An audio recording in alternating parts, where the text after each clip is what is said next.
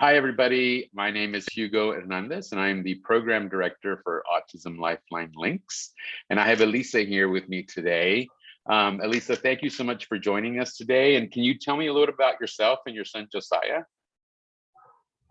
Hi, of course, I'm glad to be here. I am the mother of a 28-year-old adult that's on the autism spectrum. He is currently in a vocational program and he loves it. He loves the Good. work that he's doing and everything. He's been a blessing. It really has been a blessing because Mm, I've learned so much from him, and the diagnosis and the desire that I have to help other families, yes. for them not to feel, so lost or anything like that, like the way I felt. I know you can only imagine, 26 years ago when he was Oh first my getting gosh. his diagnosis, there was not a lot of information. And thankfully, Dr. Chris Johnson had her Mm, little center set up where we went through the university hospital to get his mhm. diagnosis. And The Village of Hope, right? um, yes, the Yes. Village of Hope. Yeah. Um, Very helpful. Um, Explains a little bit of things to me because, like I Hmm. said, not a whole lot was known about it, but thankfully I had the support of, really good mentors, Hmm. that have kind of like pioneered and, forged the way before me and were Yeah. able to help me, kind of navigate through the whole process. But he's, he's funny. He likes to, likes his movies, and he likes his music, and he's just really loving. He's very, very Yeah. loving person. Yeah, I love that. That's awesome. And so you mentioned the Mhm. Village of Hope. That's actually where I started my job with Any Baby Can. I was a case manager to the Village of Hope, obviously after Josiah got diagnosed. But yeah, I love that. And I love that now you are navigating and helping parents, right?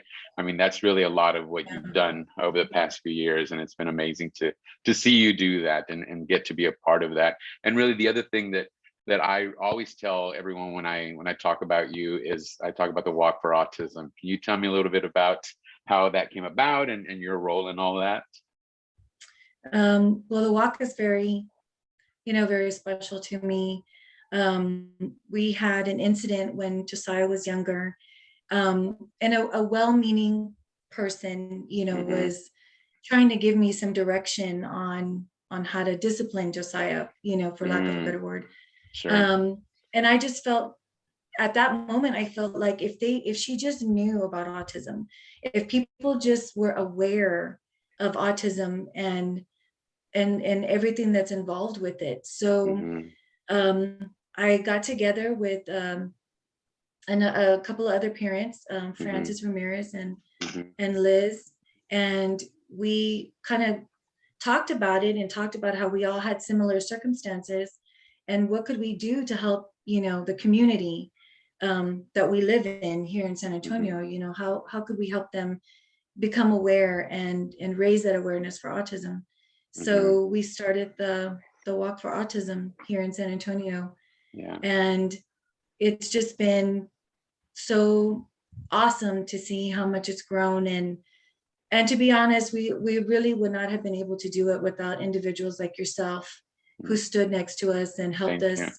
us, fight our cause. Yeah. So it's been really nice. One of the nicest or fondest moments that I remember Mm, is one of the walks that we had where I think we beat the world record of having mm-hmm. like the most, walkers, and I think it was like 9,000 or something like that. Yeah.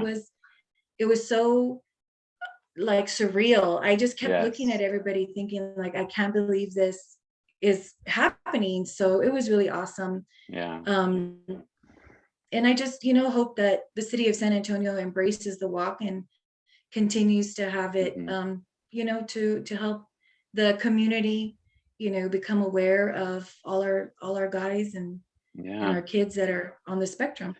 For sure, Yeah. yeah, yeah, and so I appreciate you, mentioning that I and other people helped. Really, I mean, it's a community-wide, right, event. There's so many people that help, but really, I was just in awe in the three of you, just passion and, okay, well, let's call Rudy Davila, let's call this person, let's just keep going. Like, you guys were just, I was just trying to keep up with you. So, I appreciate that you mentioned me, but it was nice to get to be a part of that with you all. And then that's really, that's your legacy, right? You and Francis and Liz, like that event still lives on here in this community, and it's helped so many people to not feel isolated, right? That, I think that's one of the cool Right. things. One of my favorite memories, obviously the world record is cool, but I think it was you, Francis, and I, maybe Liz, maybe Marty, right? We were walking, and I think we were still at the park, and we started to walk, we walked all the way around, and we got back to the end, or the finish line, and people were still taking off to walk. So it really had Mhm. circled itself, right? And we knew at that point, okay, we've outgrown this park, right? And I think that was the last Right. year we had Right. it there, and we ended up going to AT&T Center. So yeah, lots of great memories. We could spend an hour just talking about all the fun stuff we've got Yes, to do over the absolutely. past, 16, 17 years. So it's been really cool. And now I'm, at Autism Lifeline Links, and I am so happy and thrilled that you've been able to help us a little bit with some of this transition, help us with some of the training, and really calling families, right? And making sure that they're connected so they don't fall through the cracks, because that's what we do at Autism Lifeline Links, right? We connect to resources and we make sure people don't fall through the cracks. But can you tell me a little bit about your experience doing some work for ALL, and kind of how it has maybe shifted your thinking about it? Yeah, absolutely.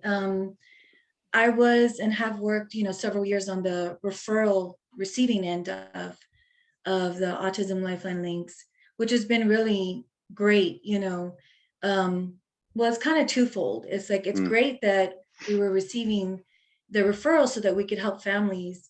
And then it's a little bit heartbreaking that the mm, numbers keep increasing.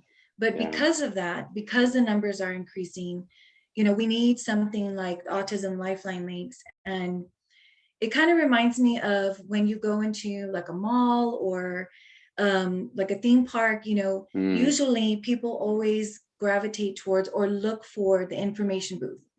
sure. They need to find like the map to guide them, or they have questions, they want to ask somebody. So that's kind of what Autism Lifeline Links reminded me of Yeah. when I started getting a little more into making the calls and being on this side of it now, talking to the families firsthand.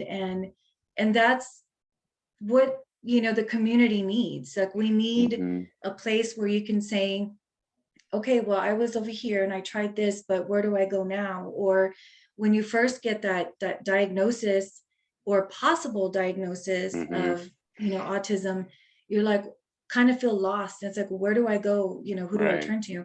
So it's good or great to know that the Autism Lifeline Links is there to direct the individuals to the different agencies that are in that collaboration. So Yeah.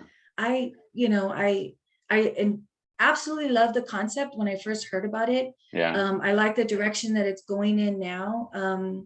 I think it's great. I think that, the whole more than the agencies that are on there should embrace it and Mm, really jump on board, so this way they can help the families that, yeah. unfortunately are getting this diagnosis. Yeah. Well, at least I will tell you that I've been involved with ALL since day one, right? When the first meetings started happening, talking about this, and there's been MDs, PhDs, the smartest people in the community.